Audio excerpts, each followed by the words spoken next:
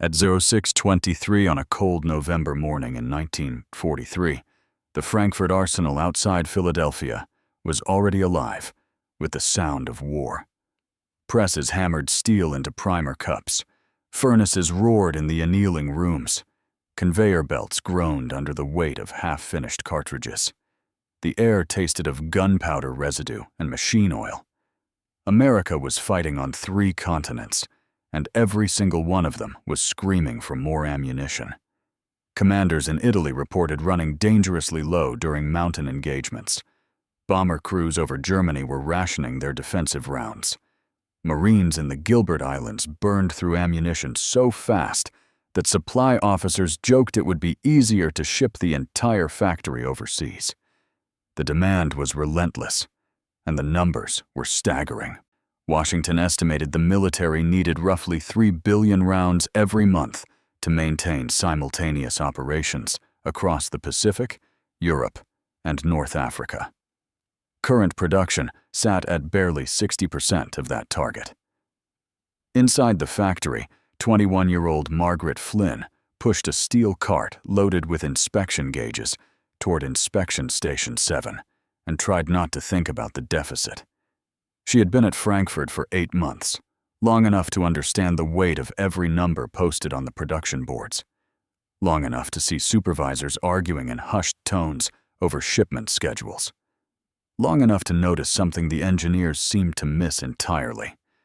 The inspection process, the final checkpoint before ammunition left the factory, was the slowest part of the entire operation. And no one seemed willing to admit it.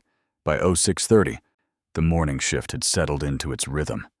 Rows of women sat at narrow benches, each with a micrometer, a gauge block, and a bin of freshly crimped cartridges. They picked up each round, measured the rim, checked the primer seat, examined the case mouth, then sorted it into pass or reject. 4 motions per cartridge. 15 seconds per unit on a good day. Multiply that across thousands of rounds, and the inspection bottleneck became catastrophic. Frankfurt aimed for 40,000 inspected rounds per hour across all stations. On most days, they barely cleared 28,000. The difference, when scaled across a month, meant tens of millions of rounds sitting in bins waiting for human eyes to approve them. Rounds that soldiers needed yesterday. Margaret learned quickly that in a wartime arsenal, the real enemy wasn't sabotage or mechanical failure. It was time, lost time, wasted time, time that could never be recovered. At 06:37, a cart overturned near Station 4. Hundreds of cartridges scattered across the concrete floor. A supervisor blew his whistle. Workers scrambled to gather them. The entire inspection line froze while they sorted through the mess, checking each round for damage. 12 minutes lost. 12 minutes that translated to nearly 8 uninspected cartridges. Margaret knelt to help collect the spilled rounds, and something caught her attention. The way the women worked, the repetitive pattern of their hands. Pick, measure, check, sort. Pick, measure, check, sort. The same 4 motions, thousands of times each shift. It was exhausting to watch, let alone perform for 10 hours straight. But that wasn't what held her focus. It was the pauses, the tiny hesitations between actions, the moment when a worker set down one tool to pick up another, the second it took to shift a cartridge from hand to gauge. Individually, these pauses meant nothing. A half second here, a quarter second there. But multiplied across hundreds of workers, across 3 shifts, across 30 days, those fractional delays added up to something enormous. She rose slowly, brushing dust from her apron, and felt an idea forming at the edge of her awareness. Not fully shaped yet, but insistent. What if the tools came to the worker instead of the worker reaching for the tools? What if inspection didn't require constant hand movements at all? At 06:44, the line resumed. Margaret returned to her cart, but her mind stayed fixed on the problem. She had grown up in a family of machinists. Her father had spent 20 years building textile machinery in Massachusetts before the Depression forced him south to Pennsylvania. She had spent her childhood watching him sketch improvements to looms and spinning frames, always searching for ways to eliminate unnecessary motion. He used to say that the fastest machine was the one that didn't require a human to keep pace with it. She hadn't understood what he meant until now. At 0651, she paused near Station 7 and watched an inspector named Ruth handle a cartridge. Ruth was fast, one of the best on the floor. But even Ruth had to set down the micrometer to pick up the gauge block. Even Ruth had to rotate the cartridge 3 times to check all surfaces. Even Ruth lost precious fractions of a second with every motion. Margaret closed her eyes and tried to visualize a different process, a station where the cartridge sat fixed in place, where the measuring tools moved instead of the worker's hands, where inspection happened in a single fluid sequence without breaks, without pauses, without the constant choreography of fatigue. The image formed slowly. A rotating mount, a fixed cartridge, multiple gauges positioned around it, each checking a different dimension simultaneously. 1 motion instead of 4. 3 seconds instead of 15. It sounded impossible. It sounded like something an engineer would dismiss immediately. And yet the logic was undeniable. If you couldn't make workers faster, you had to make the work simpler. Before we continue, I want to know what you think. If you believe, like I do, that the most overlooked inefficiencies often hide in the repetitive tasks everyone takes for granted, comment the number 7.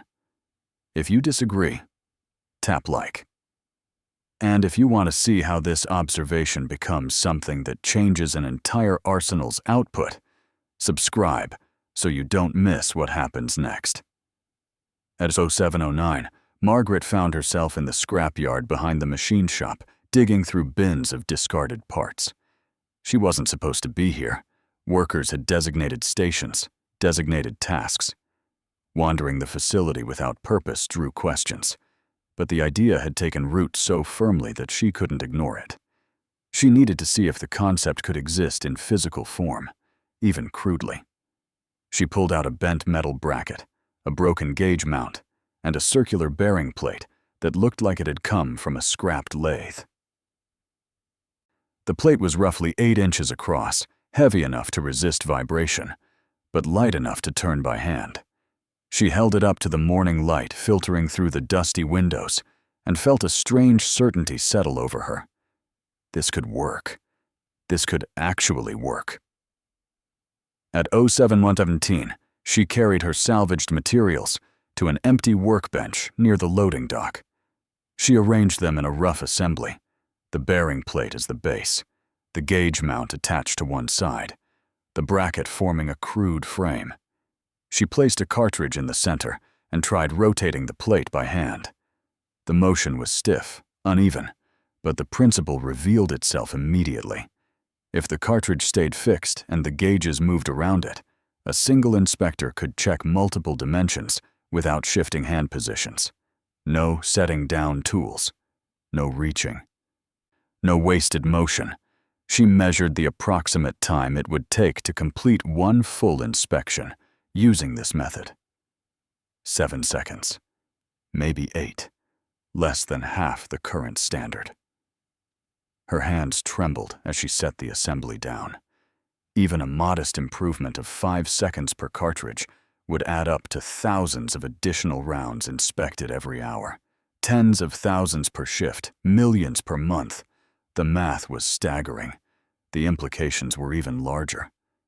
At 0726, a machinist walked past and stopped when he saw her crude assembly. He frowned, studied it, then looked at her with an expression somewhere between confusion and curiosity. "What is this?" he asked. Margaret hesitated. She wasn't an engineer. She had no formal training. But she also had nothing to lose. "An inspection mount," she said quietly. To reduce hand motion during quality checks. The machinist picked up the bearing plate, tested its weight, examined the gauge mount. He didn't laugh. He didn't dismiss her. He simply asked, "Does it work?"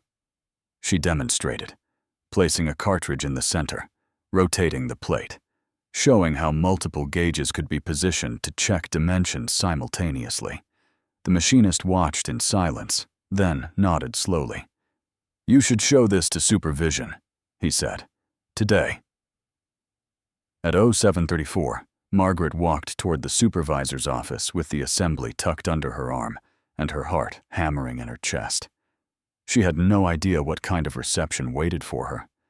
Supervisors at Frankfurt were under relentless pressure. They didn't have time for experiments. They didn't have patience for untested ideas from factory workers with no credentials. But the numbers didn't lie, and if there was even a chance this could work, she had to try. At 07:41, she knocked on the office door. The shift supervisor, a graying man named Coleman, who had spent 30 years in munitions manufacturing, looked up from a stack of production reports. He seemed annoyed at the interruption. Margaret set the assembly on his desk without asking permission. She explained the concept in 3 sentences. Fixed cartridge, rotating gauges, simultaneous measurement, faster inspection. Coleman stared at the crude device, then at her, then back at the device. He picked it up, turned it over, tested the rotation. His expression didn't change, but something shifted in his eyes. "How much faster?" he asked. 7 seconds per round instead of 15, Margaret said. "Maybe less with proper engineering."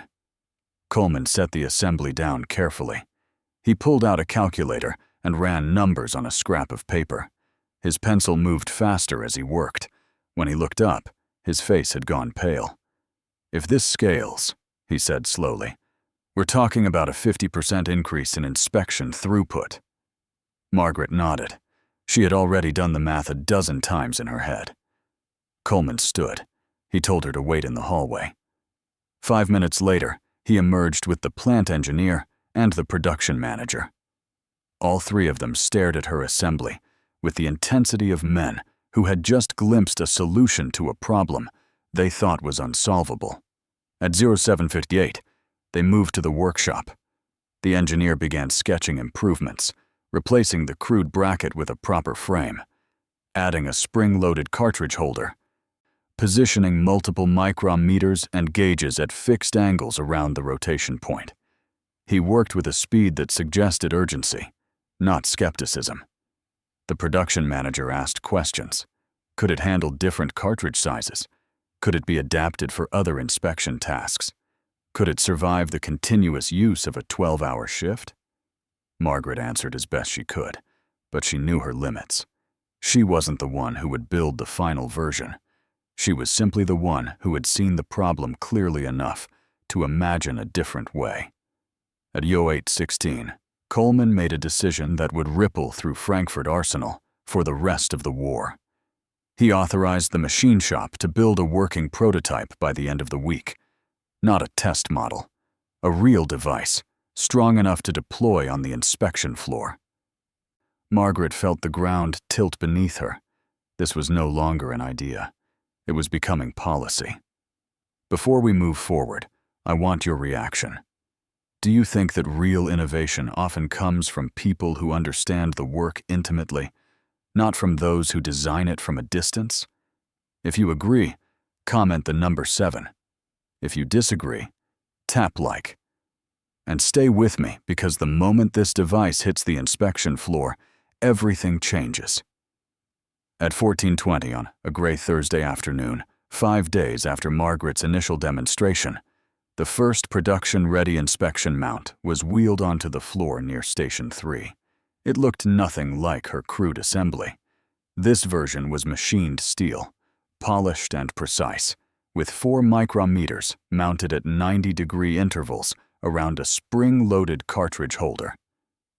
The entire apparatus sat on a smooth bearing that allowed effortless rotation. A small crowd of inspectors gathered, arms folded, faces skeptical. They had seen plenty of new equipment come and go. Most of it made their jobs harder, not easier. At 1427, Coleman selected an inspector named Helen, one of the fastest workers on the floor, to test the device first. Helen approached cautiously, studying the mount with the wariness of someone who had been promised improvements before. Coleman placed a cartridge in the spring-loaded holder. It locked into place with a soft click.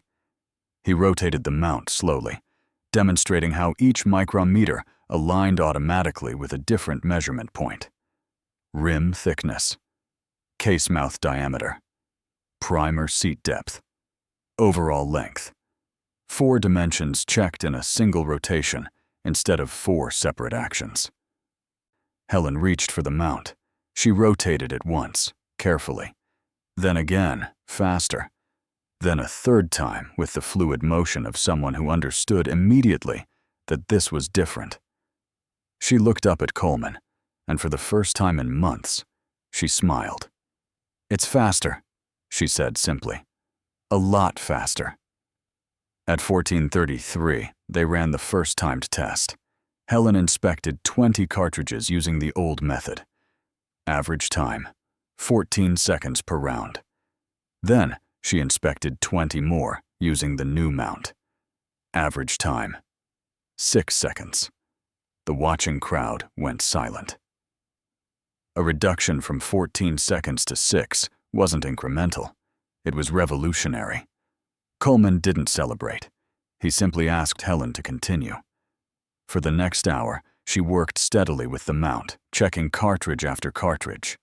The speed remained consistent. 6 seconds, sometimes 5. Occasionally 7, but never more than 8.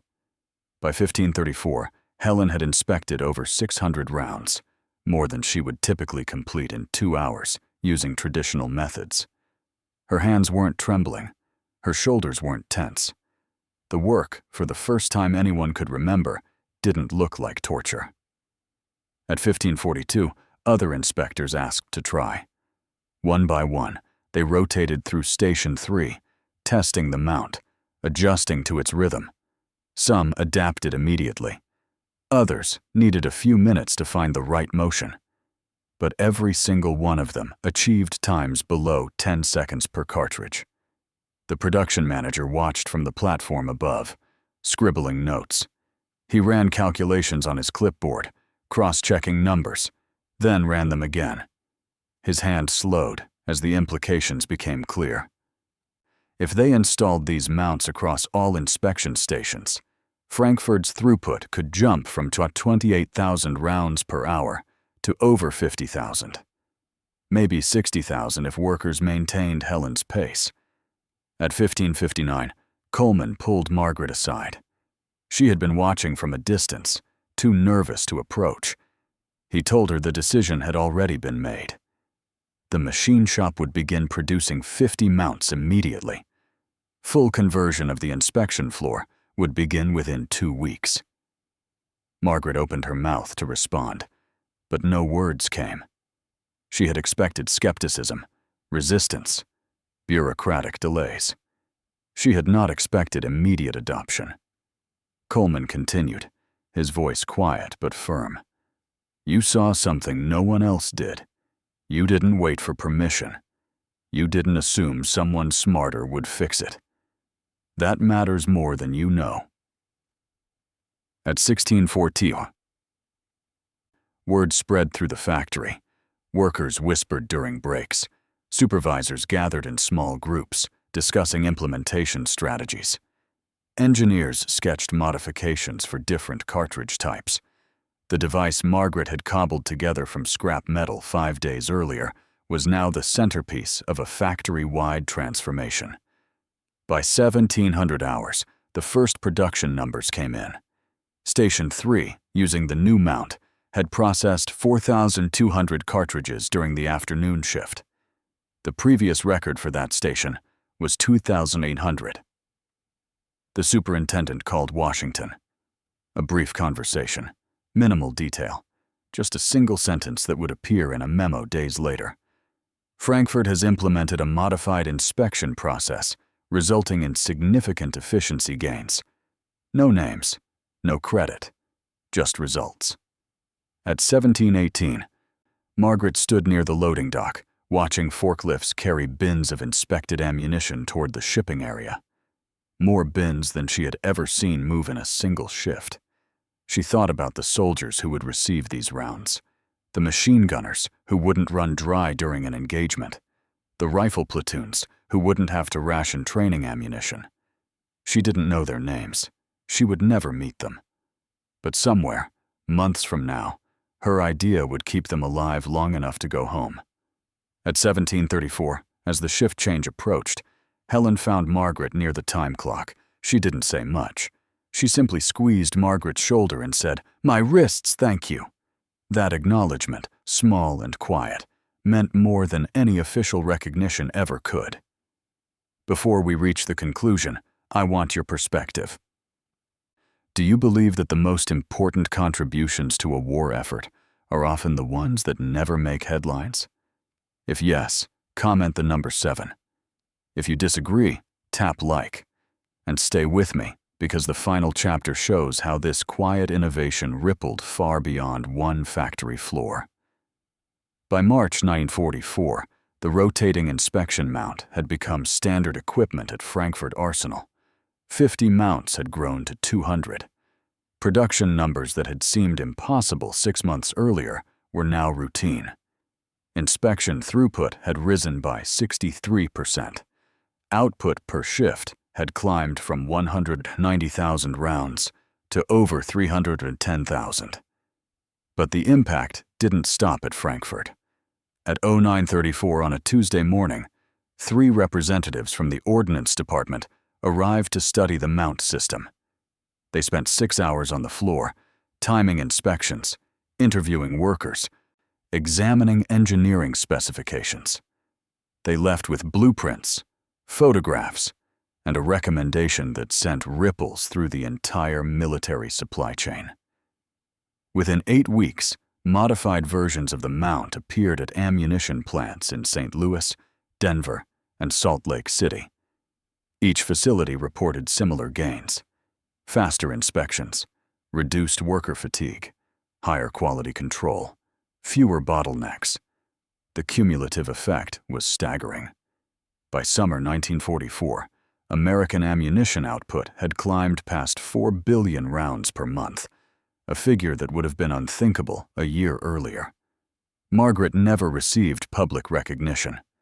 Her name appeared in no newspapers, no official reports, no commendations.